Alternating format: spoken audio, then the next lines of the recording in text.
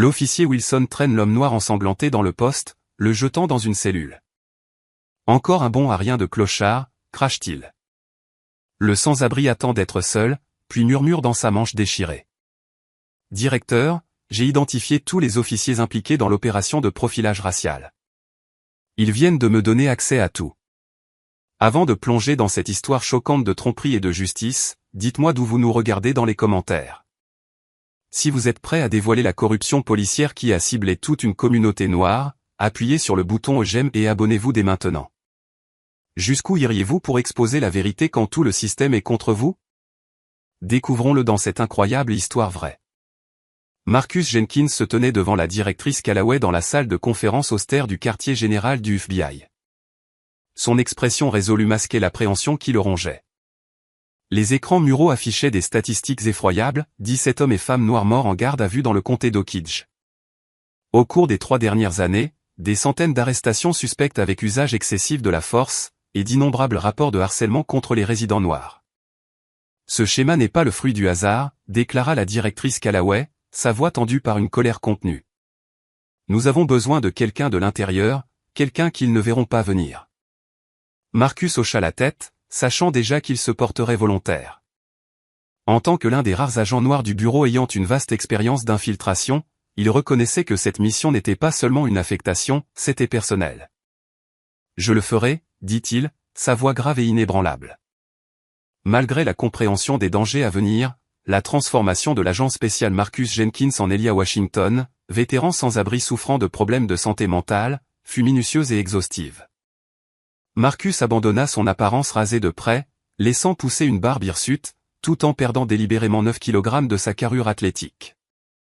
Les spécialistes du comportement du FBI l'ont formé à manifester des signes de SSPT, syndrome de stress post-traumatique, et de schizophrénie, des conditions malheureusement courantes chez les vétérans oubliés. Ils ont élaboré un passé détaillé, service honorable en Afghanistan, traumatisme subséquent, traitement échoué à la VA, vétéran affaires, perte d'emploi, saisie de maison, et finalement, la rue. Pendant la préparation, Marcus a étudié minutieusement la géographie et la démographie d'Oakidge. Sur le papier, la ville de banlieue semblait idyllique, pelouses impeccables, excellentes écoles et faible taux de criminalité officielle. Mais sous ce vernis se cachait une nette fracture raciale. Les quartiers blancs aisés des districts ouest et centre contrastaient fortement avec le district et majoritairement noir, où la présence policière était oppressivement lourde. La mission commença par une fraîche matinée d'automne, alors qu'une camionnette banalisée déposait Marcus près des limites de la ville d'Oakidge. Vêtu de couches de vêtements déchirés, ne portant qu'un sac à dos usé contenant de l'équipement de surveillance dissimulé sous des objets ordinaires, il se traîna en ville, ressentant déjà le poids de l'invisibilité qui accompagnait sa nouvelle identité. Pendant la première semaine, Marcus se contenta d'établir sa présence, dormant dans des ruelles ou sous le viaduc de l'autoroute 16, acceptant des repas occasionnels d'une soupe populaire et observant attentivement les schémas de patrouille de la police. Il remarqua rapidement la nette différence dans le comportement des officiers dans les différents quartiers. Dans les zones blanches, les policiers étaient respectueux et courtois, s'arrêtant souvent pour discuter avec les résidents. Mais en traversant le district ils se transformaient complètement. Marcus fut témoin de l'officier Ryan Wilson et du sergent Thomas Cooper arrêtant des adolescents noirs sans motif, les fouillant agressivement tout en proférant des insultes raciales. Devant le dépanneur Gospel Lights, une entreprise appartenant à des Noirs, il observa Cooper faire pression sur le propriétaire pour obtenir de l'argent de protection avec des menaces à peine voilées de trouver des violations du code sanitaire. Chaque nuit, Marcus documentait méticuleusement tout dans ses appareils d'enregistrement cachés, parlant doucement dans un microphone dissimulé dans une écharpe déchirée. Ces rapports étaient transmis lors de brèves rafales cryptées à un récepteur distant du FBI. Le coup psychologique de la vie dans la rue frappa plus fort que Marcus ne l'avait anticipé. L'exposition constante aux éléments le laissait perpétuellement froid et humide. Le sommeil venait par intermittence, interrompu par les dangers qui rôdaient la nuit. Le plus difficile était la déshumanisation, être traité comme invisible par la plupart des passants, ou pire, comme une nuisance ou une menace. Les femmes blanches serraient plus fort leur sac à main lorsqu'il s'approchait. Les propriétaires de magasins lui demandaient immédiatement de partir. Les voitures de police ralentissaient de manière menaçante en le croisant. Le 10e jour à Oakidge, Marcus rencontra Shanice Taylor devant son petit centre d'aide communautaire.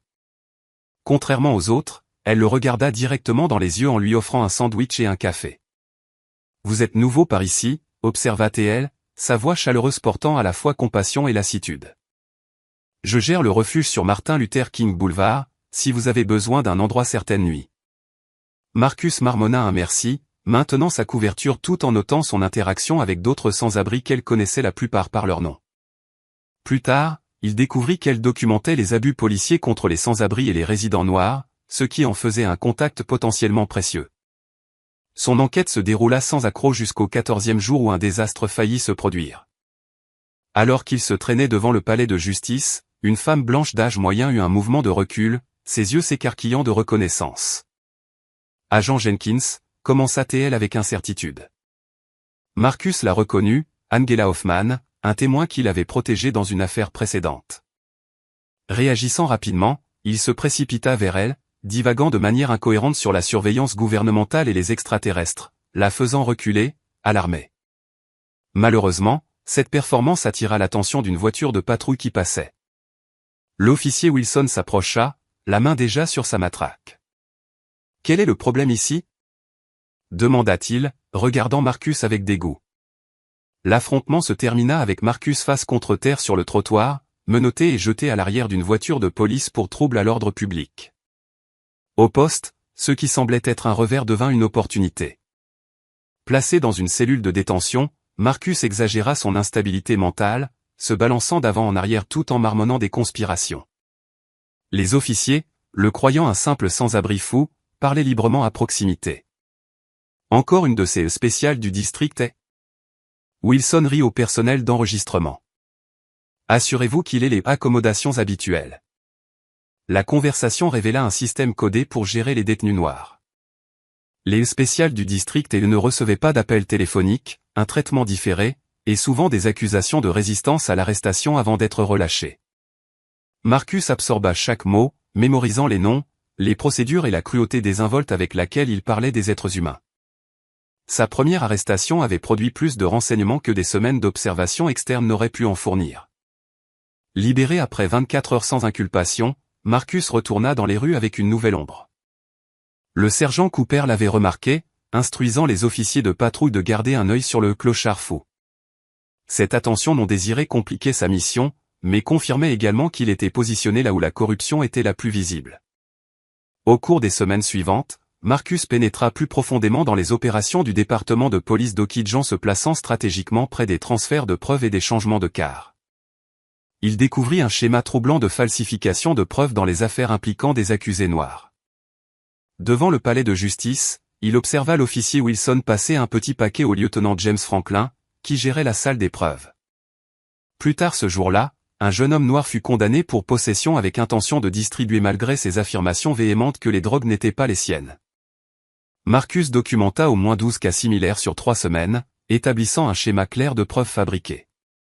Par une observation attentive et des écoutes stratégiques, Marcus identifia les acteurs clés de ce système corrompu. Au sommet siégeait le chef Robert Hansen, un vétéran aux cheveux argentés doté de solides connexions politiques, atteignant la capitale de l'État, qui offrait couverture et protection contre la surveillance extérieure. Le lieutenant Franklin contrôlait les preuves matérielles, s'assurant que tout élément incriminant des officiers disparaissait tout en fabriquant des preuves contre des citoyens ciblés. L'officier Wilson servait d'impitoyable exécutant du département, spécialisé dans les corrections de rue qui ne laissait pas de marques visibles. Peut-être la plus troublante était l'officier Sarah Miller, dont l'apparence innocente dissimulait son rôle dans la falsification des rapports et des déclarations de témoins pour qu'ils correspondent au récit du département. La corruption s'étendait au-delà du racisme ordinaire pour devenir un comportement criminel organisé. En suivant l'officier Cooper un soir, Marcus se retrouva à la lisière de la ville où une réunion avait lieu dans un entrepôt abandonné. À travers une fenêtre cassée, il photographia plusieurs officiers d'Okidjan civil, se mêlant à des membres connus du Patriot Front, un groupe suprémaciste blanc responsable de l'escalade des tensions raciales à travers l'État. Les officiers n'étaient pas là pour enquêter. Ils étaient des participants actifs, partageant des informations sur les événements de la communauté noire et discutant des individus problématiques qui devaient recevoir une leçon. Marcus documentait cette réunion lorsqu'il entendit une agitation à proximité. Jetant un coup d'œil au coin de la rue, il vit l'officier Wilson et 2 autres officiers encercler un adolescent noir. Le garçon, vêtu d'un short de basket et portant un sac de sport, rentrait simplement chez lui après l'entraînement. « Que fait un garçon comme toi dans ce quartier ?» demanda Wilson, éraflant délibérément les baskets neuves de l'adolescent avec sa botte.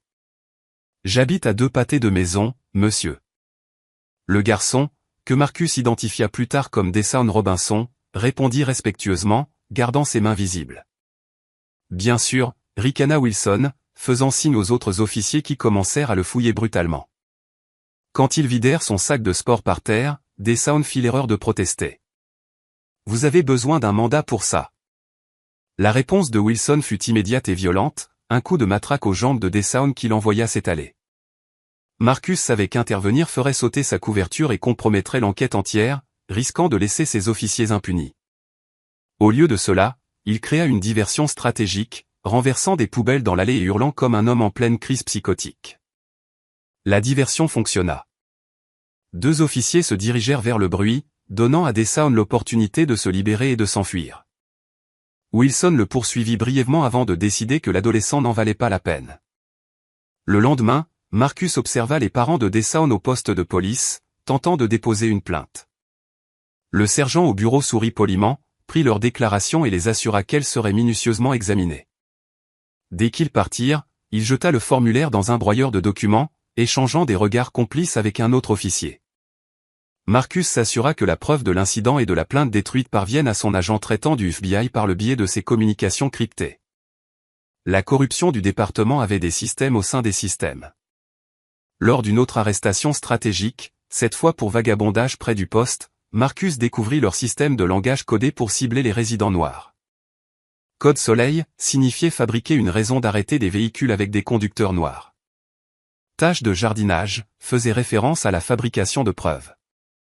Le plus troublant était, entraînement de minuit, que les officiers utilisaient pour décrire l'action d'emmener les suspects dans des lieux isolés pour les tabasser, sans que cela n'apparaisse sur les registres officiels.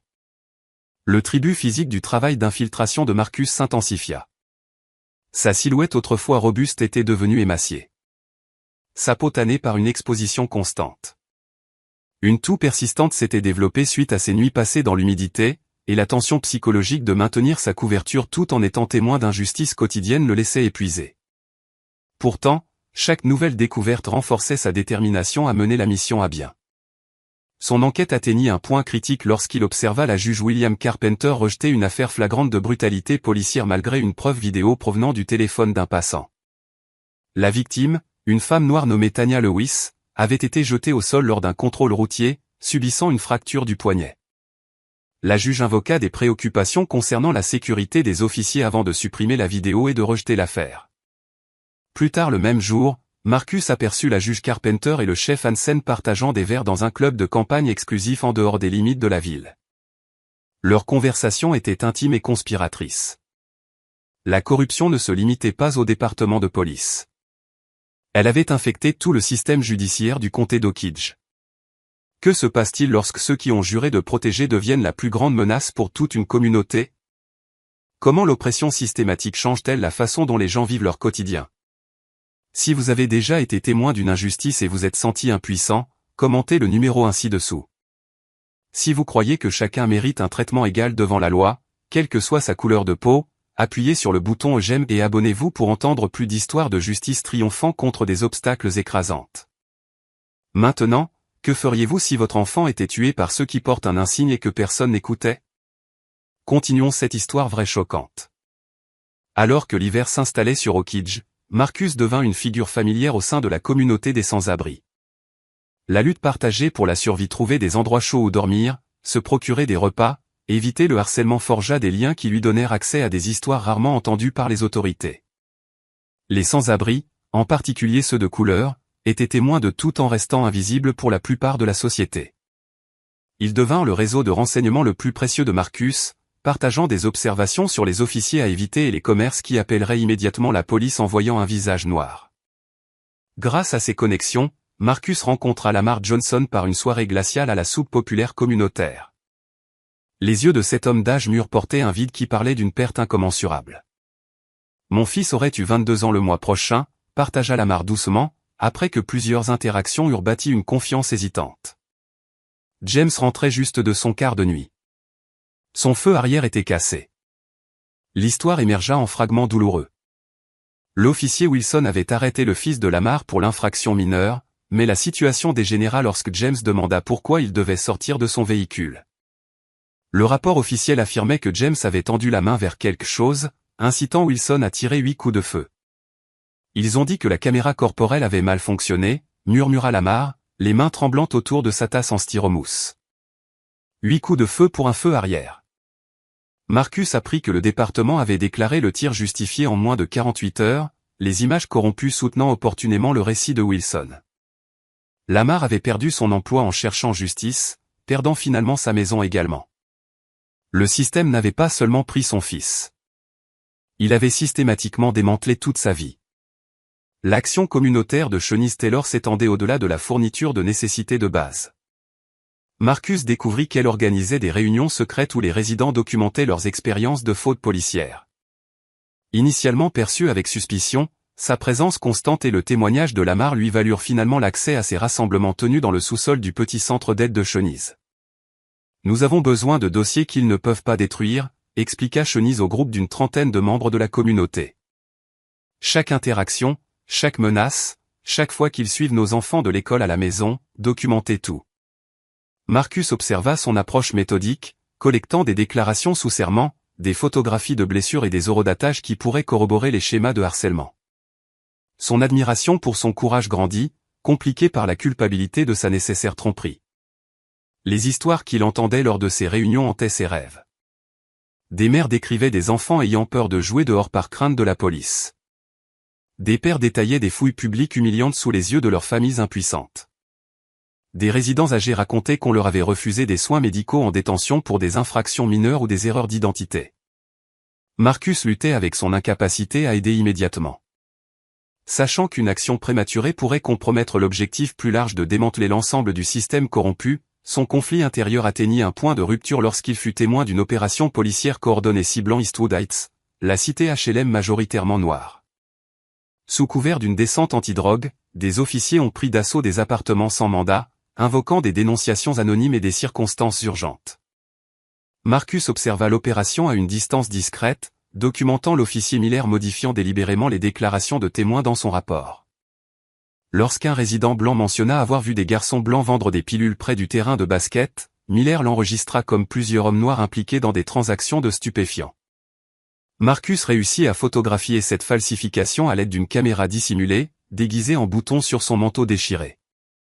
Grâce à des écoutes attentives et un positionnement stratégique près de l'entrée arrière du poste où les officiers fumaient, Marcus découvrit le système de quotas du département. Un tableau blanc dans la salle de repos suivait les arrestations par quartier, les chiffres du district étant mis en évidence et directement liés aux évaluations de performance et aux opportunités de promotion. Les officiers qui ne respectaient pas ces objectifs étaient confrontés à des affectations défavorables et à des changements d'horaire. Le système créait de puissantes incitations à fabriquer des accusations contre les résidents noirs.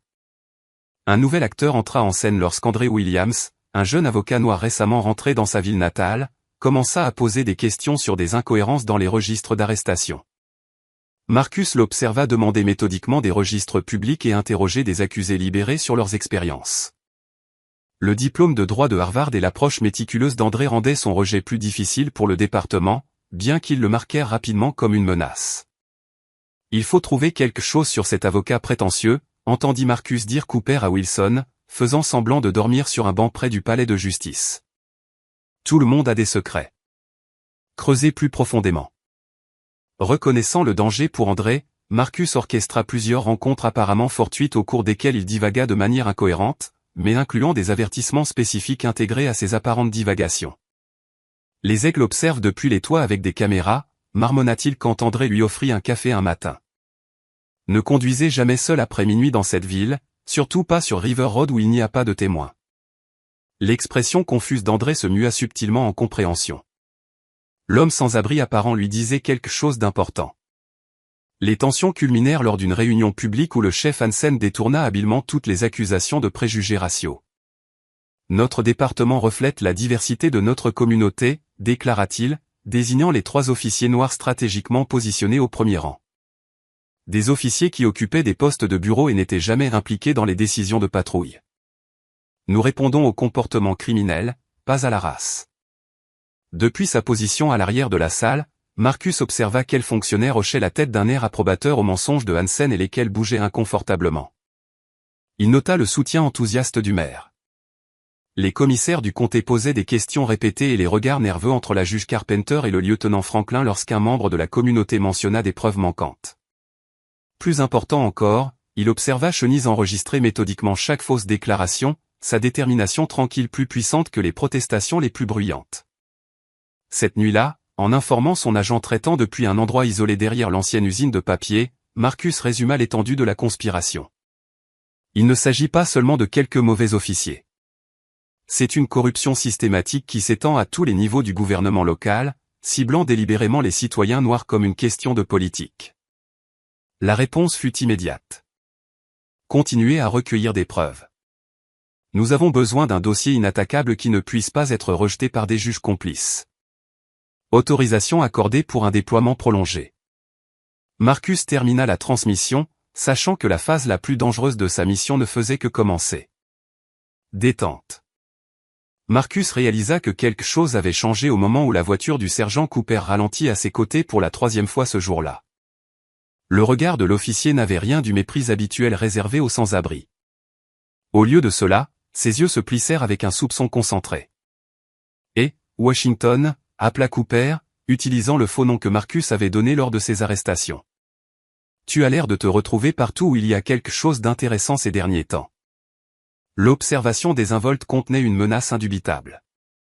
Marcus avait maintenu sa couverture sans faille pendant des mois, mais quelque chose avait éveillé l'instinct de Cooper. Plus tard dans la soirée, recroquevillé dans son poste d'observation caché près de l'entrée arrière du poste, Marcus entendit Cooper parler avec l'officier Wilson. Il y a quelque chose d'étrange avec ce sans-abri. Palmer jure qu'il l'a vu écrire quelque chose quand il pensait que personne ne le regardait, pas les gribouillis aléatoires que ces cinglés font d'habitude, mais des notes organisées. Marcus mit immédiatement en œuvre des protocoles de contre-surveillance, renforçant sa performance de sans-abri instable. Il augmenta ses mouvements apparemment aléatoires, parlait fort à lui-même dans les coins de rue et affichait des tremblements plus prononcés dans les mains. Lorsque les officiers l'approchaient, il réagissait avec une peur exagérée ou un rire inapproprié. En interne, cependant, il calculait sa prochaine action avec précision. Le lendemain, Marcus créa délibérément un incident garanti de résulter en une arrestation. Devant le poste de police, il s'engagea dans une apparente dispute avec une borne fontaine, devenant de plus en plus agité jusqu'à crier de manière incohérente des conspirations gouvernementales. La performance fonctionna parfaitement. En quelques minutes, 2 officiers le traînèrent à l'intérieur, le déposant brutalement dans la cellule de détention maintenant familière. Votre carte de visiteur régulier est-elle remplie, Washington? L'officier Miller sourit en remplissant le formulaire d'admission. Encore un séjour et vous gagnez une nuit gratuite dans nos luxueuses chambres. Une fois seul dans la cellule, Marcus expérimenta de première main le traitement spécial du département pour les suspects noirs. Aucune eau ne fut fournie malgré ses demandes. Les officiers passant devant utilisaient librement des insultes raciales, semblant apprécier sa détresse apparente. Quand il demanda à passer un appel téléphonique, Wilson rit. « Qui vas-tu appeler, sans-abri » ? Le fantôme de Martin Luther King.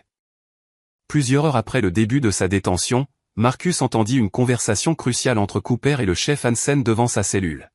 « La descente sur l'église Good Shepherd est approuvée pour vendredi soir », rapporta Cooper. La juge Carpenter a signé le mandat sur la base de la déclaration de RCI concernant des activités de drogue. La réponse de Hansen fut calculée. Assurez-vous que cela se produise pendant leur réunion communautaire.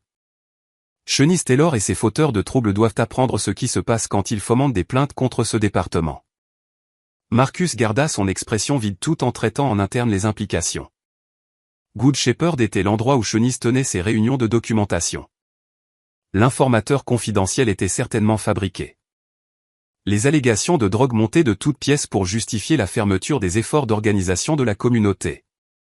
Il devait transmettre cette information à son agent traitant immédiatement et trouver un moyen d'avertir l'Église sans compromettre sa couverture. Dans la cellule adjacente, un autre détenu attira l'attention de Marcus. Un jeune homme noir aux yeux gonflés et au sang séché sur la tempe.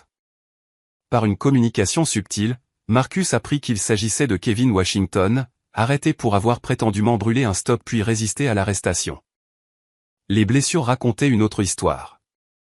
Je n'ai pas résisté, murmura Kevin lorsque les gardes furent hors de portée de voix. La caméra de bord le montrera. J'ai gardé mes mains sur le volant comme mon père me l'a appris.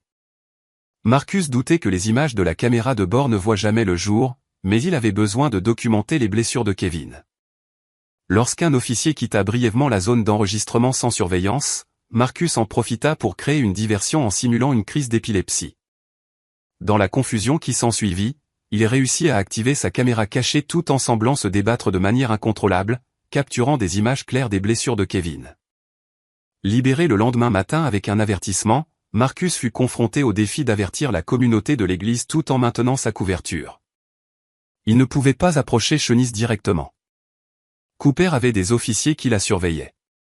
Au lieu de cela, il employa des méthodes indirectes, se traînant devant des membres de la communauté et marmonnant des avertissements apparemment insensés qui contenaient des informations cruciales. Les bergers ne sont pas en sécurité quand les loups arrivent vendredi soir, portant des insignes au lieu de fourrure. Il répéta des variations de ce message à plusieurs personnes liées au groupe de Shanice, espérant que le schéma serait reconnu. Son enquête prit une autre tournure sombre lorsqu'il suivit l'officier Wilson après son quart. Au lieu de rentrer chez lui, Wilson se rendit à un entrepôt isolé à la périphérie de la ville. Utilisant sa formation en surveillance, Marcus observa Wilson retirer des paquets de son coffre, des paquets identiques à ceux confisqués lors d'arrestation pour drogue plus tôt ce jour-là. L'officier détournait clairement des biens saisis à des fins personnelles. Marcus documenta toute la transaction, y compris la rencontre de Wilson avec des trafiquants locaux, qui lui versaient de l'argent liquide pour les drogues et les armes volées. Les risques s'intensifièrent lorsque Cooper et Wilson acculèrent Marcus dans une ruelle derrière le dépanneur du district. Tu sais quoi? J'ai réalisé, Washington, dit Cooper, tapant sa matraque contre sa paume. Chaque fois qu'il se passe quelque chose avec notre département, tu sembles traîner dans les environs. C'est une sacrée coïncidence. Marcus maintint son personnage, marmonnant qu'il avait besoin de ses médicaments et évitant le contact visuel. Je crois que tu pourrais avoir besoin d'une aide spéciale pour te souvenir de t'occuper de tes affaires, ajouta Wilson, enfilant des gants en cuir. Ce qui suivit fut un passage à tabac calculé, évitant soigneusement les blessures faciales visibles, mais infligeant une douleur atroce aux côtes et aux reins de Marcus. Considérez cela comme une courtoisie professionnelle, murmura Cooper alors que Marcus gisait sur le sol, haletant. La prochaine fois, vous disparaîtrez définitivement. Alors qu'il s'éloignait, Marcus savait que sa couverture était dangereusement proche d'être découverte. Malgré la douleur irradiant dans son corps, il activa son émetteur d'urgence, envoyant un signal prioritaire à son agent traitant. Couverture compromise. Surveillance accrue. Menace critique pour la communauté imminente. Demande d'option d'extraction immédiate. La réponse arriva des heures plus tard, cachée dans un journal tombé près de son lieu de sommeil habituel. Maintenez la position. Protocole de sauvegarde initié. Priorité à la préservation des preuves. Extraction médicale disponible si nécessaire. Marcus jeta le journal après avoir mémorisé le message. Malgré l'option de partir, il décida de continuer. Il était sur le point de révéler l'affaire au grand jour, et la menace pour Shanice et sa communauté exigeait sa présence continue. Cette nuit-là, s'abritant dans un bâtiment abandonné et soignant ses blessures, Marcus passa en revue sa situation. La corruption était plus profonde qu'initialement soupçonné. Le danger augmentait rapidement, et son corps atteignait ses limites physiques. Pourtant, il restait résolu. Ce n'était plus seulement une affectation. C'était un impératif moral de rendre justice à une communauté systématiquement terrorisée par ceux qui avaient juré de la protéger. Malgré la douleur lancinante de ses blessures, Marcus se leva avant l'aube le lendemain, sachant que son enquête devait s'accélérer. Les soupçons de Cooper et Wilson signifiaient que son temps était limité, ce qui l'obligeait à se concentrer sur les aspects financiers de la corruption, les preuves les plus susceptibles d'assurer des condamnations. Suivant une intuition, Marcus se positionna près de la banque la plus prestigieuse de la ville, semblant mendier tout en observant en réalité les schémas de visite des fonctionnaires du département. Le chef Hansen arrivait précisément à 9h30 tous les troisièmes mardis, passant exactement 12 minutes à l'intérieur avant de ressortir avec un petit portefeuille en cuir. Cette régularité suggérait quelque chose de plus important qu'une opération bancaire de routine. grâce à une ingénierie sociale prudente, murmurant qu'il avait trouvé un portefeuille en approchant les employés de la banque pendant leur pause cigarette, Marcus apprit que le 3e étage de la banque abritait des représentants d'institutions financières des îles Caïmans qui servaient une clientèle exclusive.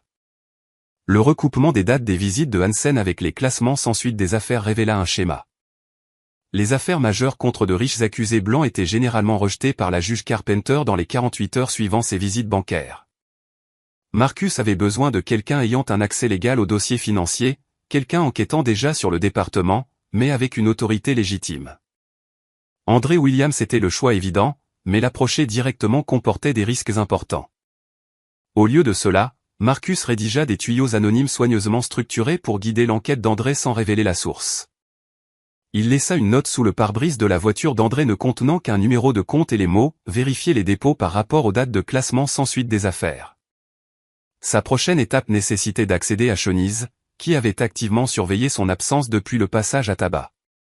Apparaissant au centre communautaire avec des difficultés visibles à marcher, Marcus laissa Chenise le guider vers une pièce arrière où elle gardait des fournitures médicales de base.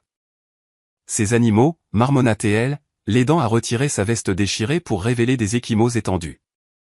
Cooper et Wilson. Marcus hocha la tête, maintenant sa couverture tout en permettant ce moment de connexion honnête.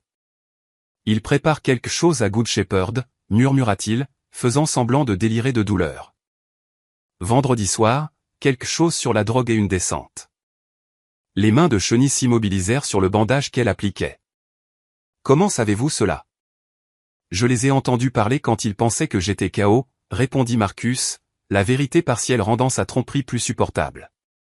Alors que Chenise soignait ses blessures, Marcus luttait avec des sentiments grandissants qui compliquaient sa mission. Sa compassion, son courage et son intelligence forçaient son admiration. Dans un autre contexte, il aurait recherché une relation, mais sa tromperie actuelle créait un fossé infranchissable. Chaque mot gentil qu'elle lui offrait intensifiait sa culpabilité. Pourtant, il ne pouvait pas révéler sa véritable identité sans la mettre en danger, elle et l'enquête. Pendant sa convalescence, Marcus identifia un lien critique entre l'application sélective de la loi par le département et une opération majeure de trafic de drogue. Les quartiers blancs ne voyaient pratiquement aucune arrestation liée à la drogue malgré le trafic actif dans certaines zones, tandis que les résidents noirs étaient immédiatement arrêtés pour possession mineure. Suivre l'officier Wilson un soir amena Marcus à découvrir pourquoi le département avait un arrangement avec la famille Brennan, qui contrôlait la distribution de stupéfiants dans tout le comté. En échange d'une opération libre dans les quartiers aisés et de pots de vin versés à des officiers clés, le département ciblait les trafiquants concurrents dans le district et fournissait des renseignements sur les enquêtes fédérales. Cette découverte expliquait pourquoi les drogues saisies lors des arrestations disparaissaient souvent des preuves, elles étaient réinjectées dans le réseau de distribution des Brennan. Marcus documenta une réunion entre le lieutenant Franklin et Patrick Brennan dans une cabane isolée au bord d'un lac, capturant des images d'argent changeant de main et de coordonnées d'opérations concurrentes étant partagées. L'existence d'images de caméras corporelles supprimées présentait une autre opportunité. Marcus avait observé le lieutenant Franklin effacer systématiquement les enregistrements montrant une force excessive ou des violations de procédure. Lors d'une autre arrestation stratégique, cette fois pour ingérence dans les affaires policières, lorsqu'il s'était accidentellement retrouvé en arrière-plan d'un contrôle routier, Marcus réussit à créer une diversion au poste en simulant une urgence médicale. Dans la confusion momentanée, il obtint un bref accès à un terminal informatique déverrouillé où il inséra une clé USB déguisée contenant un logiciel spécialisé du FBI qui créait une porte dérobée dans le système de preuves numériques du département. Cette intrusion, bien que risquée, lui donna accès à des images supprimées que Franklin croyait définitivement effacées. Grâce à cette porte dérobée, l'équipe du FBI de Marcus récupéra des dizaines d'incidents montrant de claires violations des droits civiques.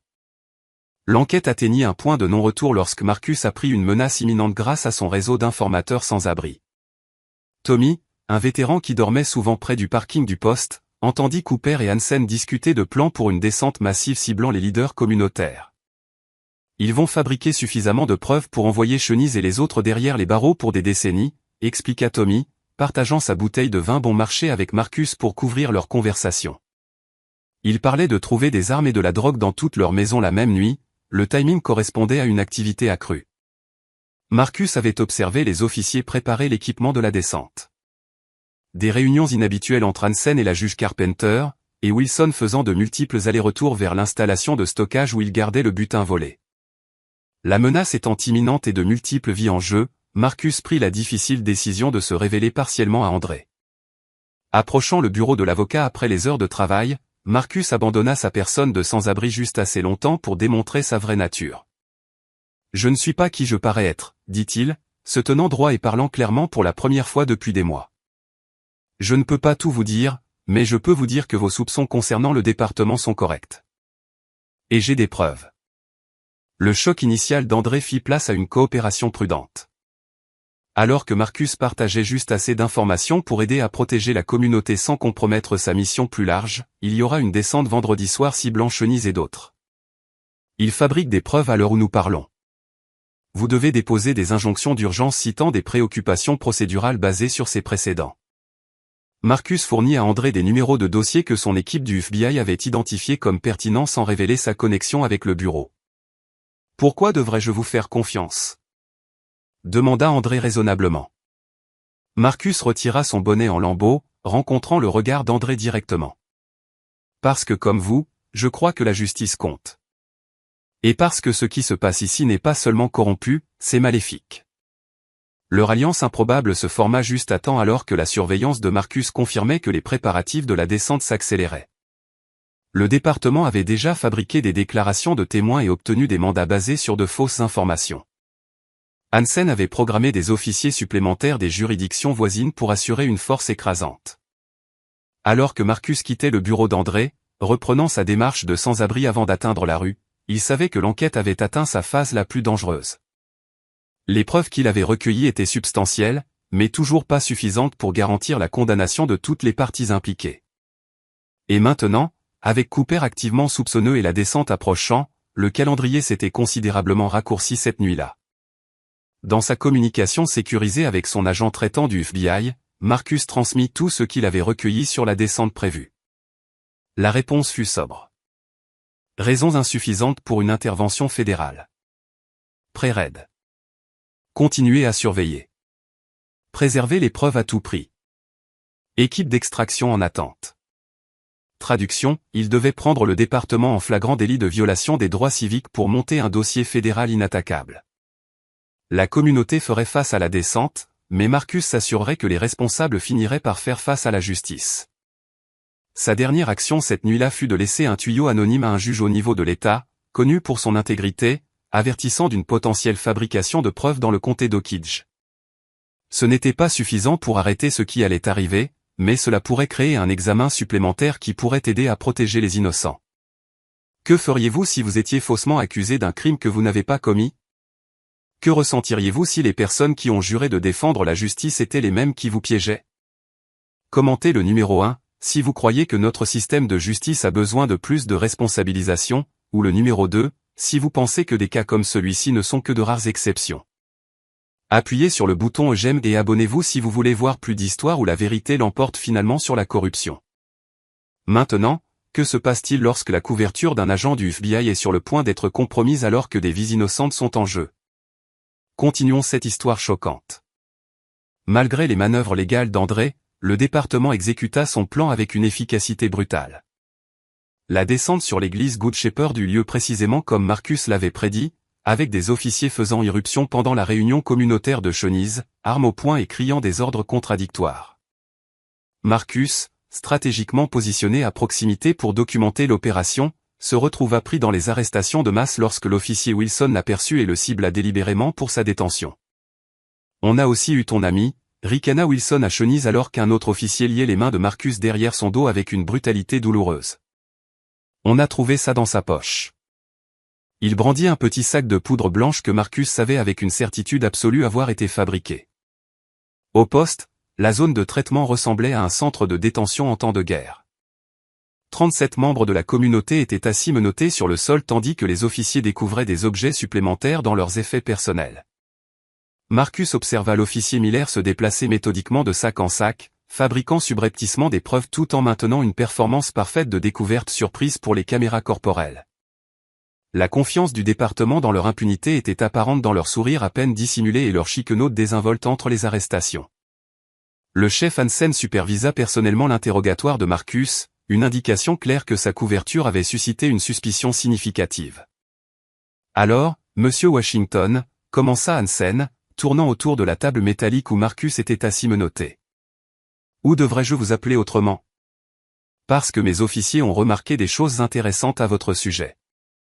Marcus maintint sa persona de vétéran sans abri, alternant sans faille entre une confusion apparente, des marmonnements paranoïaques et des regards dans le vide suggérant des épisodes de SSPT. Interrogé directement, il répondait par des conspirations divagantes sur le contrôle mental gouvernemental et la surveillance par des plombages dentaires. Vous êtes bon, concéda Hansen après 2 heures de pression psychologique qui ne donnait rien. Mais tout le monde finit par craquer. Il fit un signe de tête à l'officier Wilson, qui comprit immédiatement l'ordre tacite. Laissé seul avec Wilson, Marcus subit une intimidation calculée, conçue pour briser sa couverture sans laisser de preuve de faute. Wilson ne le frappa jamais, au lieu de cela, il employa des positions de contrainte, des menaces contre chenilles et d'autres, et des tactiques psychologiques comme la description détaillée de la façon dont des suspects sans-abri mouraient parfois de causes naturelles en garde à vue à Oak Ridge. Tout au long de cette épreuve, Marcus absorba des renseignements cruciaux. Les conversations des officiers révélaient l'étendue de leur système de justice parallèle. Les détenus blancs bénéficiaient d'un traitement rapide, d'appels téléphoniques et souvent d'une libération sans caution pour des accusations similaires. Les détenus noirs étaient confrontés à des périodes de détention prolongées sans enregistrement formel, à des erreurs informatiques délibérées qui retardaient leur comparution devant les juges, et à des montants de caution excessifs pour des infractions mineures. Marcus fut témoin du lieutenant Franklin instruisant le greffier de perdre les documents de 3 adolescents noirs pendant plusieurs heures, s'assurant qu'ils manqueraient les audiences de caution du jour et passeraient le week-end en détention. Grâce au bouche à oreille en cellule, Marcus apprit qu'André travaillait frénétiquement pour obtenir une représentation légale pour toutes les personnes arrêtées. Le jeune avocat avait fait appel à des collègues de son ancien cabinet de la capitale de l'État, créant une équipe d'avocats qui exigeait l'accès aux détenus. Le département fit obstruction à ces efforts, invoquant des enquêtes en cours et des retards de traitement pour justifier le déni des droits constitutionnels. Reconnaissant le danger croissant de sa position, Marcus avait besoin de transmettre un message urgent à son agent traitant du FBI. Lors d'une pause aux toilettes sous la surveillance de Wilson, il réussit à créer une diversion momentanée en simulant une crise d'épilepsie. Dans les brèves secondes où Wilson appelait à l'aide, Marcus activa son émetteur d'urgence, tapant un message codé « Violation massive des droits civiques en cours ». 37 détenus illégalement. Preuve fabriquée. Couverture gravement compromise. La transmission ne dura que quelques secondes, mais le risque était nécessaire. La réponse vint par un canal inattendu. Un jeune officier que Marcus n'avait jamais vu auparavant apporta les plateaux repas aux cellules, chuchotant en passant devant Marcus. Le responsable a reçu le message. Maintenez la position. La documentation est prioritaire. L'infiltration confirmait que le FBI mettait des pièces en place, mais Marcus devrait maintenir sa couverture tout en recueillant les dernières preuves. La découverte la plus glaçante survint à 3 heures du matin lorsque Marcus entendit Cooper et Franklin discuter de lui devant sa cellule. Hansen veut que le problème soit réglé définitivement, dit Cooper, sa voix à peine audible. Il pense que notre ami sans-abri en sait trop. Franklin semblait nerveux. Suicide en garde à vue. Cela entraîne des enquêtes. Pas si c'est convaincant, répondit Cooper. Trouvé pendu avec une note de confession sur la fabrication de preuves contre lui-même, il a blâmé les drogues dans son système. Affaire classée. La conversation confirma ce que Marcus avait soupçonné, il prévoyait de le tuer et de faire passer ça pour un suicide, éliminant un témoin potentiel tout en discréditant toute preuve qui pourrait être retracée jusqu'à lui. La survie dépendait maintenant d'empêcher l'isolement. Marcus devait s'assurer de contrôles réguliers par des officiers non directement impliqués dans la conspiration. Il identifia l'officier Sarah Miller comme sa meilleure option. Elle participait à la corruption mais avait montré une hésitation occasionnelle, en particulier lorsqu'il s'agissait de violence. Quand elle passa devant sa cellule lors de sa ronde, Marcus employa sa formation en psychologie comportementale. « Ma sœur a votre sourire », dit-il doucement alors qu'elle effectuait un contrôle de routine. « C'est une infirmière à Cincinnati. Elle aide des gens comme moi à obtenir leurs médicaments. » Le lien personnel combiné à l'implication que quelqu'un se souciait de son sort fit mouche. Miller marqua une pause, voyant l'être humain plutôt qu'un simple toxicomane sans abri. « Je reviendrai vous voir dans 1 heure, dit-elle, sa voix portant une pointe de compassion qui pourrait s'avérer salvatrice. Par une observation attentive entre des sommeils fins, Marcus apprit que Chenise était détenu en isolement, une procédure inhabituelle pour ces accusations mineures.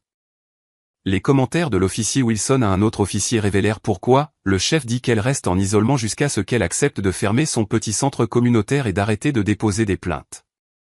Sinon, nous trouverons des accusations plus graves tous les quelques jours. Peut-être une agression sur un officier cette fois. L'effort systématique pour la faire taire cristallisa tout ce que Marcus avait documenté sur les opérations du département. Il n'était pas seulement corrompu. Il travaillait activement à démanteler toute résistance communautaire à leur autorité. Alors que l'aube approchait de son 2e jour de détention, Marcus finalisa son plan de secours. Le département avait l'intention de le transférer dans une salle d'interrogatoire sans caméra. Pendant le changement de quart, l'occasion parfaite pour son suicide. Il avait identifié 3 voies d'évasion possibles, calculé les schémas de rotation des officiers et localisé la salle des archives où seraient stockées les preuves physiques de la corruption du département. Lorsque 2 officiers qu'il ne reconnaissait pas s'approchèrent de sa cellule pendant l'heure la plus calme du quart de nuit, Marcus comprit que son moment était arrivé. « Un entretien spécial pour vous », dit l'un d'eux, déverrouillant la cellule pendant que l'autre se tenait prêt avec un tasé. Le chef a d'autres questions. Au lieu de résister, Marcus sembla obtempérer, avançant en traînant les pieds, la tête baissée. Alors qu'il passait devant la salle de repos obscurcie, il exécuta son plan avec une précision née de longues années d'entraînement. Un trébuchement, une apparente crise d'épilepsie, puis un mouvement explosif alors qu'il neutralisait les 2 officiers avec des coups ciblés sur les points de pression. Aucun n'eut le temps d'appeler à l'aide par radio. Se déplaçant avec une efficacité silencieuse qui aurait choqué ceux qui ne connaissaient que son personnage de sans-abri, Marcus immobilisa les officiers avec leurs propres menottes et attaches, utilisant leur carte d'accès pour entrer dans la salle des archives. Il avait exactement 4 minutes avant que le prochain contrôle radio programmé ne déclenche l'alarme. La salle des archives lui fournit tout ce dont il avait besoin, des journaux de preuves physiques montrant des falsifications systématiques. Des dossiers marqués, assurance, contenant des preuves fabriquées, prêtes à être utilisées ultérieurement. Et, plus crucialement, un registre documentant le traitement spécial des suspects noirs avec un codage racial explicite. Utilisant son équipement dissimulé, Marcus photographia tout avant de se glisser de nouveau dans les couloirs obscurs du poste. Plutôt que de tenter de quitter le bâtiment, ce qui déclencherait une poursuite immédiate, Marcus utilisa sa connaissance des angles morts du poste pour se rendre au sous-sol de stockage rarement utilisé du bâtiment. De cette cachette, il pouvait surveiller les mouvements tout en planifiant sa prochaine action. L'ironie ne lui échappa pas. Il était venu enquêter sur la corruption pour être lui-même étiqueté comme un criminel. Maintenant, à la fois chasseur et chassé à l'intérieur des murs du poste, il devait accomplir sa mission tout en échappant à ceux qui prévoyaient sa mort. 3 jours après son évasion de la garde à vue, Marcus rencontra son agent traitant du FBI à un endroit d'urgence prédéterminé, à 80 km d'Oak Ridge. L'expression de l'agent Diana Chen passa d'une inquiétude professionnelle à un choc en constatant son état physique. « Jenkins, vous avez besoin de soins médicaux immédiats », insista-t-elle, notant sa perte de poids, ses blessures non traitées et la toux persistante qui ponctuait sa respiration. « Je dois finir ça d'abord », rétorqua Marcus, connectant ses appareils aux ordinateurs portables sécurisés du bureau. Ils sont activement en train de détruire des preuves à l'heure où nous parlons. Pendant les 4 heures suivantes, ils transférèrent et classifièrent systématiquement tout ce que Marcus avait recueilli, des photographies de preuves fabriquées, des enregistrements d'officiers discutant de rapports falsifiés, de la documentation sur le passage à tabac de suspects noirs, des dossiers financiers montrant des dépôts suspects sur des comptes offshore, et le réseau reliant le département à la fois à des groupes suprémacistes blancs et à des trafiquants de drogue. C'est le cas de corruption départementale le plus complet que j'ai jamais vu, admit Chen, organisant les dossiers pour l'équipe de poursuite. Mais nous avons besoin de plus de temps pour monter un dossier inattaquable que le procureur des États-Unis pourra présenter à un grand jury. Certaines de ces preuves seraient contestées sur des motifs de la chaîne de garde. Combien de temps ? Demanda Marcus, sachant que chaque jour permettait à la corruption de continuer à faire plus de victimes. 2 semaines minimum, répondit Chen. Nous devons positionner nos propres agents, obtenir une autorisation judiciaire pour une surveillance supplémentaire, et nous assurer de pouvoir poursuivre toutes les personnes impliquées, pas seulement les officiers de terrain. La décision qui pesait sur Marcus semblait impossible. Son corps avait désespérément besoin de temps pour récupérer. Pourtant, la communauté restait en danger immédiat. « Je rentre », annonça-t-il, ignorant les objections de Chen. Cooper et Hansen pensent que j'ai fui la juridiction. Ils ne s'attendront pas à mon retour. Marcus, vous en avez assez fait, argumenta Chen. Laissez nos nouveaux agents prendre le relais. Votre couverture est compromise, et votre santé se détériore. Marcus secoua la tête avec une détermination sombre. Aucun nouvel agent ne peut établir les liens communautaires que j'ai en si peu de temps. Chenise et les autres me font confiance autant qu'ils peuvent faire confiance à un sans-abri, et André a besoin de conseils pour protéger ceux qui sont déjà arrêtés. Après un débat intense, le bureau accepta à contre-cœur le retour de Marcus sous des conditions strictes, des points quotidiens, des protocoles d'extraction d'urgence et une ligne directe vers une équipe tactique positionnée juste à l'extérieur d'Oakidge.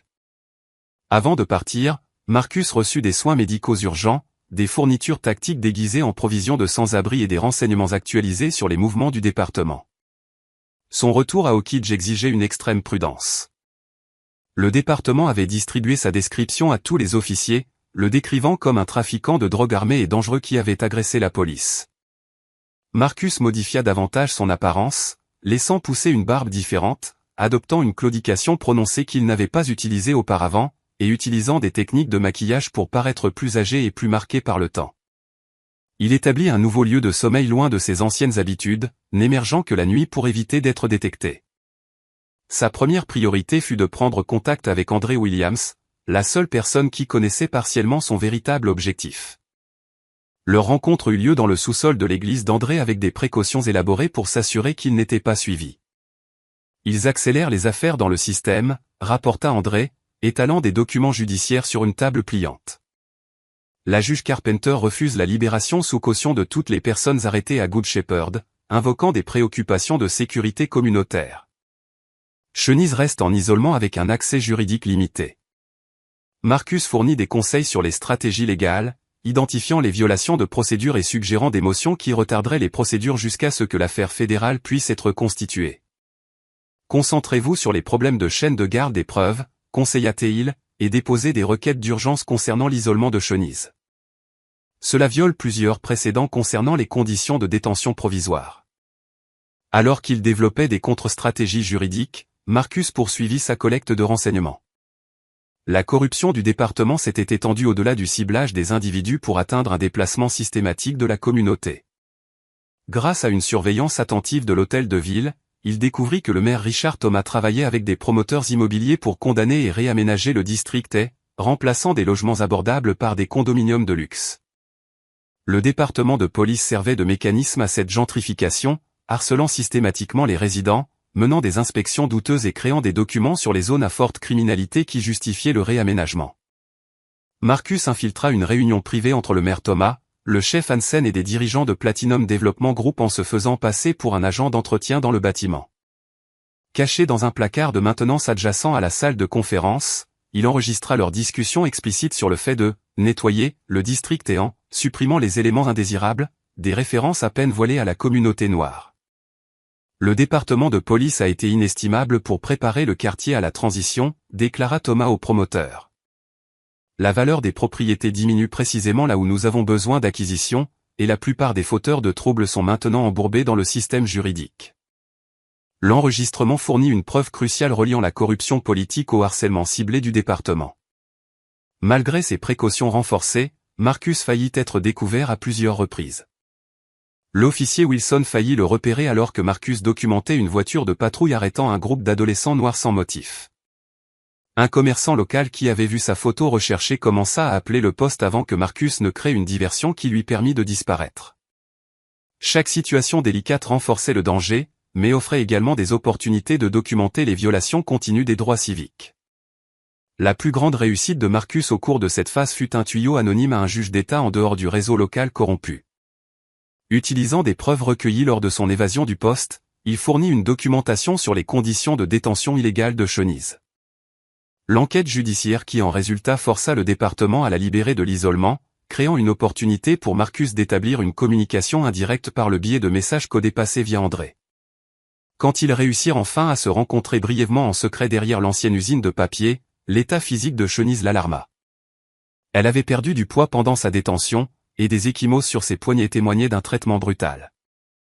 Pourtant, sa détermination restait intacte. Il voulait que je signe une déclaration promettant de cesser toute organisation communautaire en échange d'un abandon des charges, expliqua-t-elle. Je leur ai dit que je préférais purger toute la peine.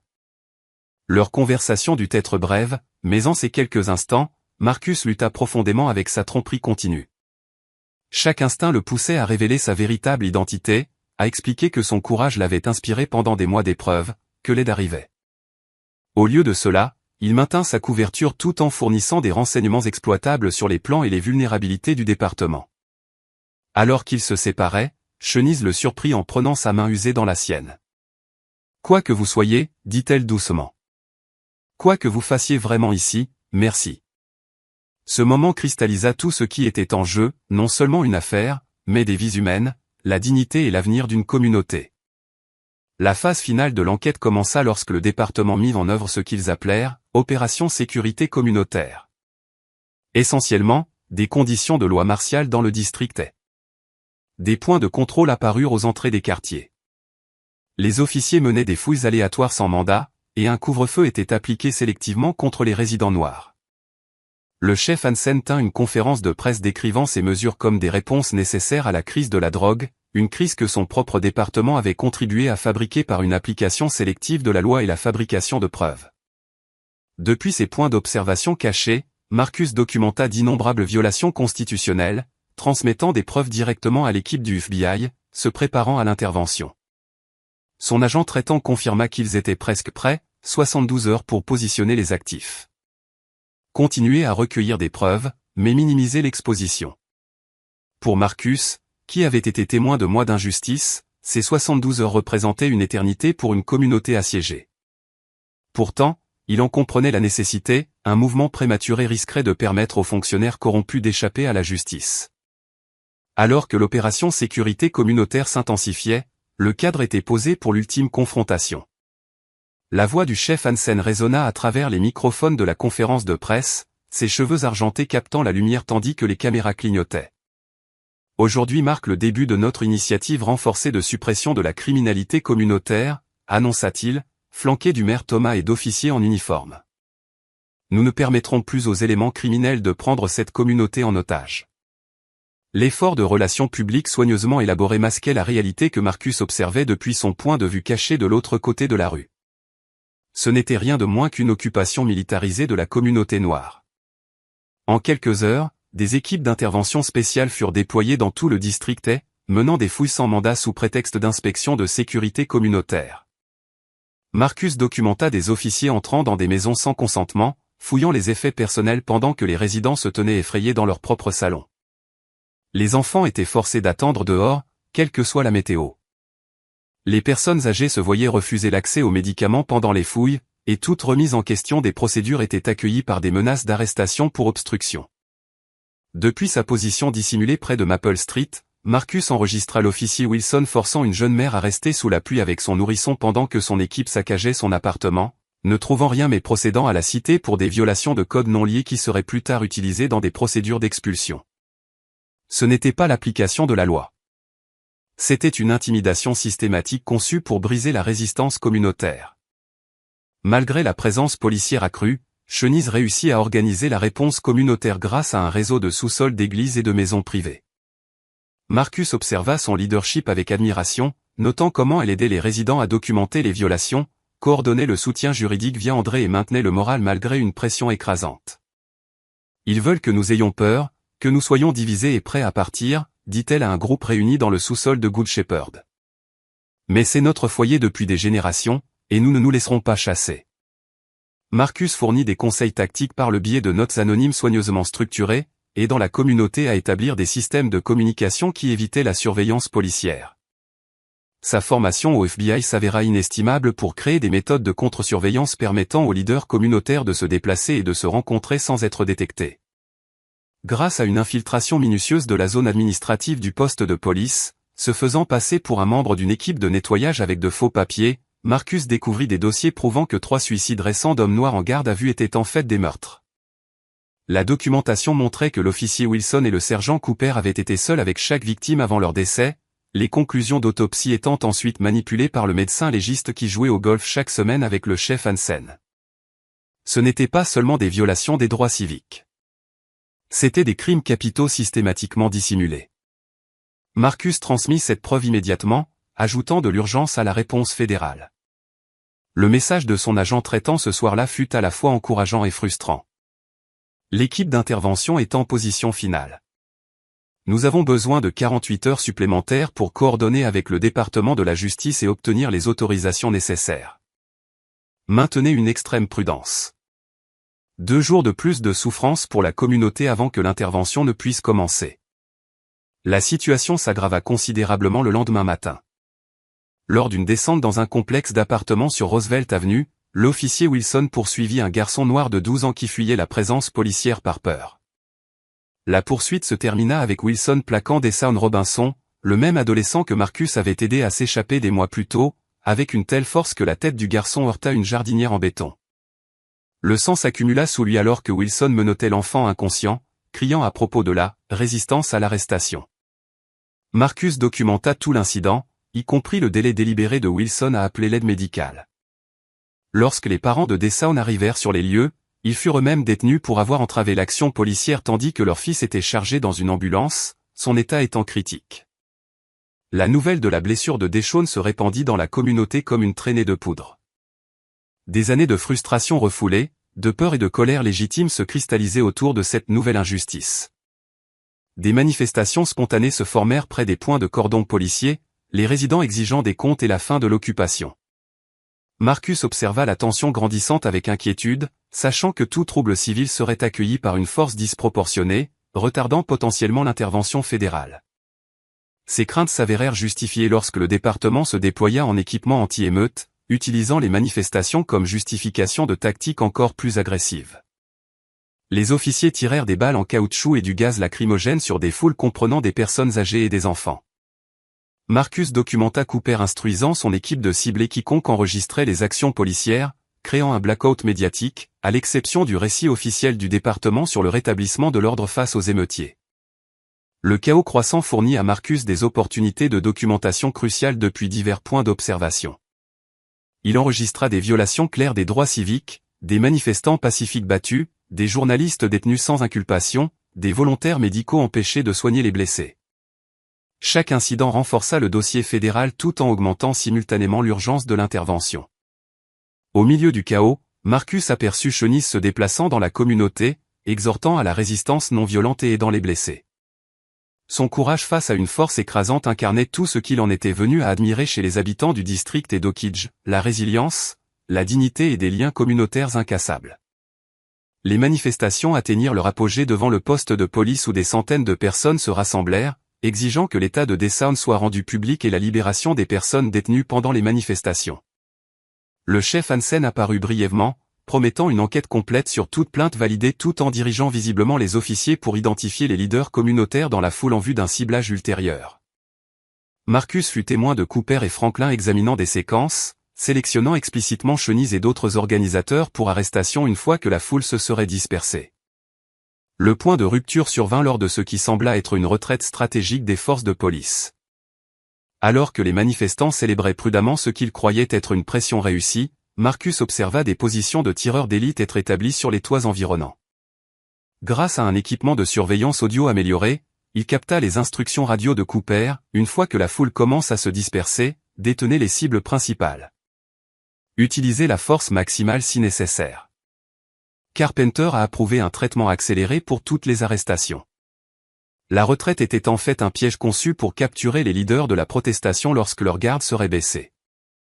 Le plus alarmant fut une conversation entre Wilson et un autre officier près de la position d'observation de Marcus. Le chef dit que Shanice Taylor est devenue trop problématique, marmonna Wilson. Si elle résiste le moindrement à l'arrestation, assurez-vous qu'elle n'atteigne pas le bureau de l'enregistrement. Compris ? L'autre officier hocha la tête, tapotant son arme de poing. L'autorisation implicite de recours à la force létale contre Shanice représentait une ligne qui ne pouvait être franchie. Marcus fit face à la décision la plus difficile de sa carrière, maintenir sa couverture pour préserver le dossier plus large, ou la briser pour sauver la vie de Shanice. Alors que la police entamait son mouvement coordonné pour piéger les leaders de la protestation, Marcus observa Wilson et 3 officiers ciblant spécifiquement la position de Shanice. Elle avait le dos tourné alors qu'elle aidait un vieil homme affecté par les gaz lacrymogènes. La main de Wilson se porta à son arme alors qu'il s'approchait. À ce moment précis, le choix devint clair. L'affaire était importante, mais aucune preuve ne valait une vie humaine, en particulier pas la vie de quelqu'un qui avait lutté si courageusement pour la justice. Marcus bougea avec décision, son personnage de sans-abri abandonné alors qu'il sprintait vers Chenise avec la vitesse et la précision de son entraînement du FBI. Tout allait changer. FBI. À terre. Cria Marcus, sa voix autoritaire, et entièrement différente du marmonnement de l'homme sans-abri qu'Oakidge connaissait depuis des mois. Il plaqua Chenise au sol juste au moment où Wilson sortait son arme, protégeant son corps du sien alors que le chaos éclatait autour d'eux. Quoi donc? La confusion de Wilson donna à Marcus les secondes cruciales nécessaires pour révéler ses insignes. Agent spécial Marcus Jenkins, Federal Bureau of Investigation. Vous ciblez un civil avec une force létale, officier Wilson, baissez immédiatement votre arme. Le choc qui traversa les officiers était palpable. Wilson se figea, son entraînement momentanément supplanté par la révélation soudaine. Cooper, témoignant à 20 mètres de distance, fit un calcul différent. Il se retourna et courut vers le poste, manifestement avec l'intention de détruire des preuves. La foule se tut, l'intervention inattendue créant une pause momentanée dans le conflit. Sous lui, Chenise le regarda avec incrédulité, la reconnaissance et la compréhension naissant dans ses yeux. « Vous n'avez jamais été sans abri », murmura-t-elle. « Tout ce temps. »« Je suis désolé pour la tromperie », répondit Marcus doucement, l'aidant à se relever tout en maintenant sa vigilance envers les officiers confus. « Mais pour l'instant, nous devons vous mettre en sécurité. » L'impasse fut brisée par l'arrivée synchronisée des équipes tactiques du FBI qui avaient été positionnées autour d'Oakidge pendant les 24 heures précédentes. Des SUV noirs et des véhicules fédéraux marqués convergèrent simultanément sur le poste de police et l'hôtel de ville, tandis que des hélicoptères survolaient la zone. L'agent Chen s'approcha à travers la foule, mégaphone à la main. Ici le Federal Bureau of Investigation. Nous exécutons des mandats fédéraux pour violation des droits civiques et accusation de corruption. Tous les officiers du département de police d'Oakidge ont l'ordre de se tenir à l'écart et de rendre leurs armes.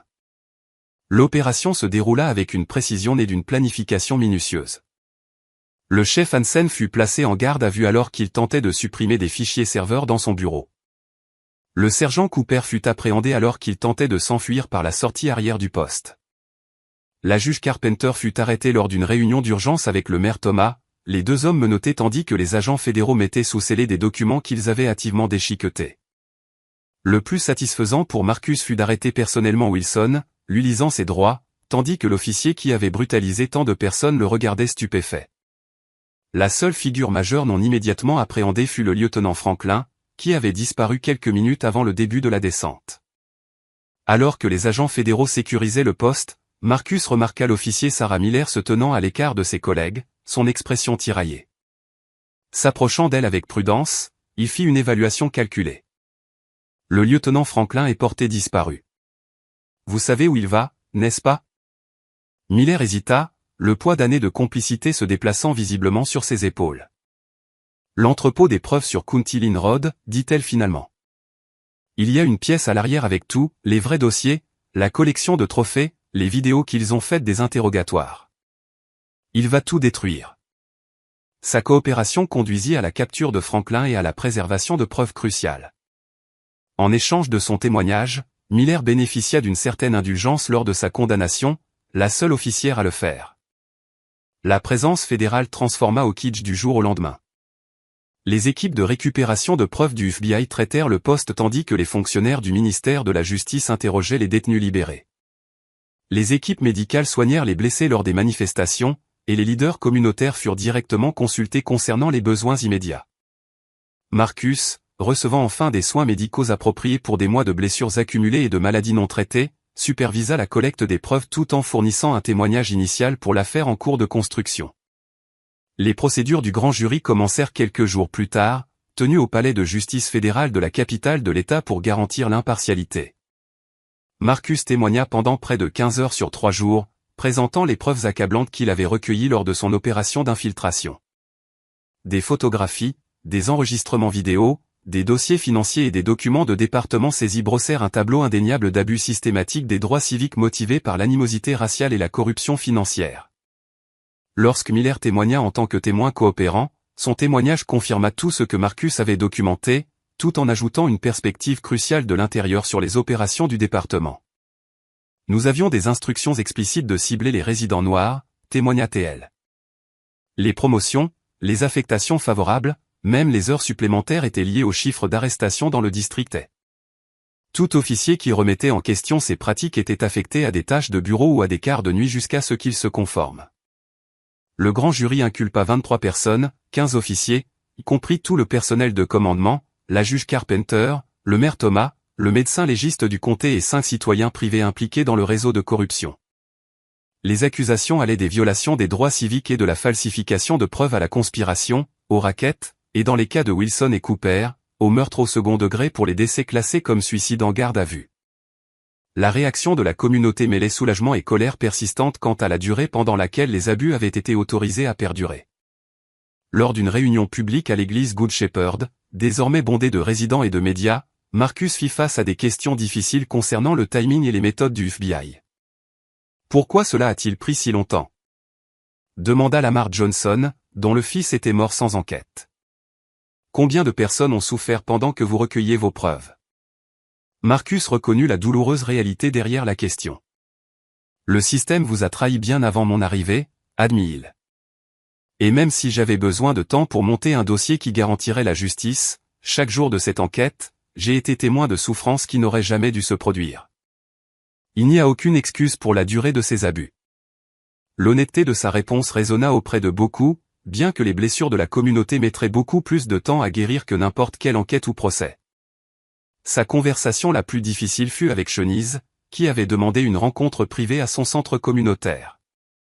Quand Marcus arriva, maintenant vêtu de sa tenue appropriée du FBI plutôt que de vêtements déchirés, le contraste souligna la tromperie qui avait défini leur relation. Pendant des mois, je vous ai fait confiance, commença-t-elle, sa voix ferme malgré la douleur évidente dans ses yeux. J'ai partagé des stratégies communautaires avec vous, soigné vos blessures, et pendant tout ce temps vous étiez quelqu'un d'autre entièrement. Pas entièrement, répondit Marcus avec prudence. Mon objectif était différent de ce que vous saviez, mais tout ce que vous avez vu de mon caractère était réel, mon engagement envers la justice, mon respect pour ce que vous construisiez ici, mon... Il hésita, des sentiments personnels s'intercalant inconfortablement avec les limites professionnelles. Mon admiration pour votre courage était absolument sincère. Shanice le considéra en silence avant de répondre. Je comprends pourquoi vous n'avez pas pu vous révéler, mais la compréhension ne guérit pas immédiatement la confiance. La conversation douloureuse évolua progressivement vers une discussion sur l'avenir d'Oak-Ridge. La structure de pouvoir corrompue étant démantelée, la communauté avait une opportunité sans précédent de reconstruire une gouvernance basée sur l'équité et la transparence. La documentation des abus par Shanice combinée aux preuves de Marcus créa une feuille de route complète des réformes nécessaires. La reddition de comptes du système judiciaire concernant la corruption d'Oak-Ridge prit plus de 18 mois. L'enquête approfondie du FBI aboutit à un examen de plus de 700 condamnations potentiellement entachées par des preuves ou des témoignages falsifiés.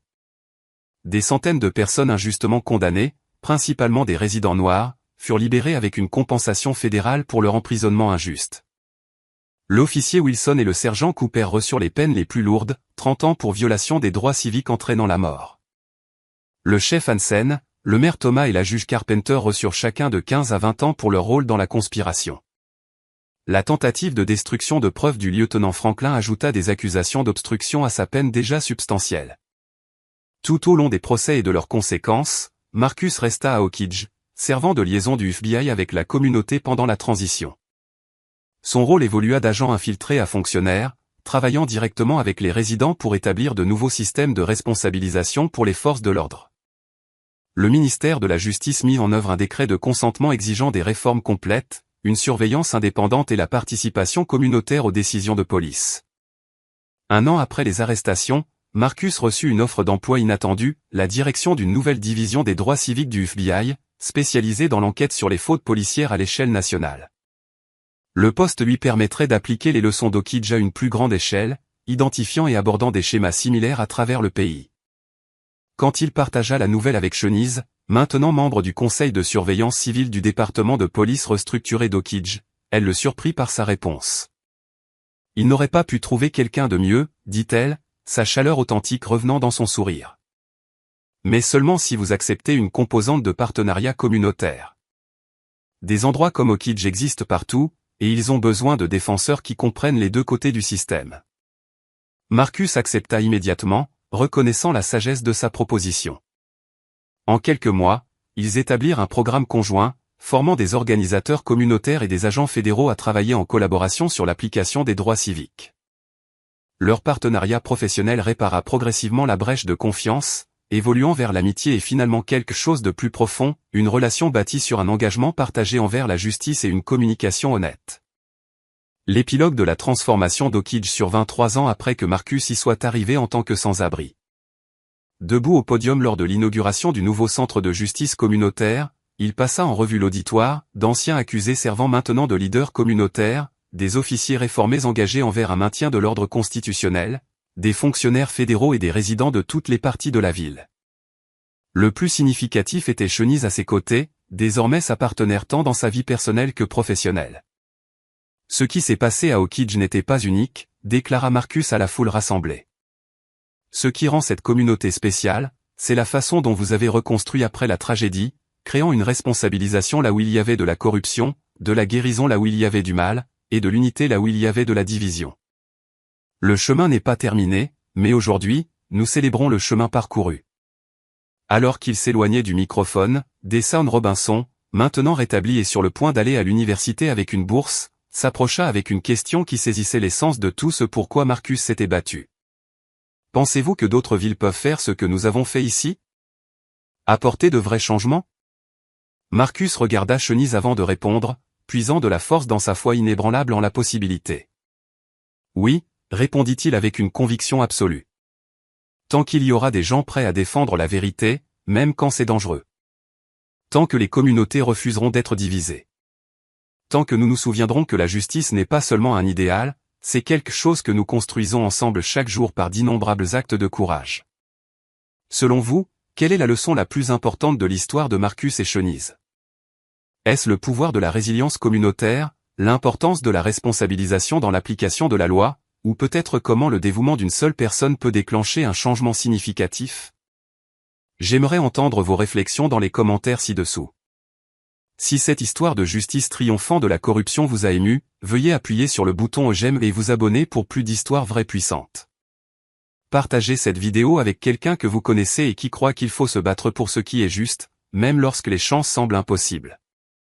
Merci de m'avoir accompagné dans ce voyage à travers l'une des opérations d'infiltration les plus remarquables de l'histoire du FBI. Jusqu'à la prochaine fois, souvenez-vous que l'arc de l'univers moral est long, mais il tend vers la justice. Cette histoire puissante nous rappelle que le racisme systémique se cache souvent à la vue de tous, protégé par ceux qui ont juré de défendre la justice. Le parcours de Marcus montre que le démantèlement des systèmes corrompus exige un courage, une persévérance et une action stratégique extraordinaire. Le vrai changement exige à la fois l'héroïsme individuel et la solidarité communautaire. Aucun n'aurait pu réussir seul. L'enquête révèle comment le racisme est institutionnalisé par des politiques, des pratiques et des normes culturelles au sein des organisations, créant des systèmes de justice parallèles basés sur la couleur de peau. Nous avons appris que la documentation possède une force extraordinaire, lorsqu'une oppression est méticuleusement consignée, il devient infiniment plus difficile de la nier ou de la faire disparaître dans l'oubli. L'organisation communautaire menée par Chenise est venue compléter l'enquête officielle de Marcus, illustrant avec éclat comment l'activisme de terrain et l'autorité institutionnelle peuvent s'unir pour faire face à l'injustice. Mais l'histoire nous rappelle aussi le prix intime et psychologique que coûte le combat contre la corruption. Marcus a sacrifié son confort, sa santé et une part de son identité, tandis que les membres de la communauté, avec bien moins de ressources et de protection, ont pris des risques immenses pour défendre la vérité. Et peut-être, plus que tout, nous avons compris que la justice n'a rien d'inéluctable. Elle exige des femmes et des hommes capables de tenir bon face à des obstacles écrasantes, de choisir la voie la plus difficile lorsque la facilité s'offre à eux.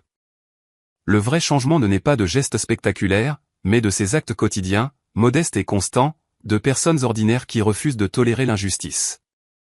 Quelle forme de racisme systémique avez-vous observé dans votre propre communauté? Et quelles petites actions pourriez-vous entreprendre pour les combattre? Je crois profondément que chacun de nous détient le pouvoir de transformer les choses, tout comme Marcus et Chenise l'ont fait à leur manière. Si cette histoire vous a touché ou a éveillé en vous une nouvelle conscience de la manière dont le racisme systémique s'insinue dans les institutions, appuyez sur le bouton « J'aime » pour aider ce message à atteindre celles et ceux qui ont besoin de l'entendre. Abonnez-vous à notre chaîne pour découvrir d'autres récits puissants qui dénoncent l'injustice et honorent celles et ceux qui osent y résister.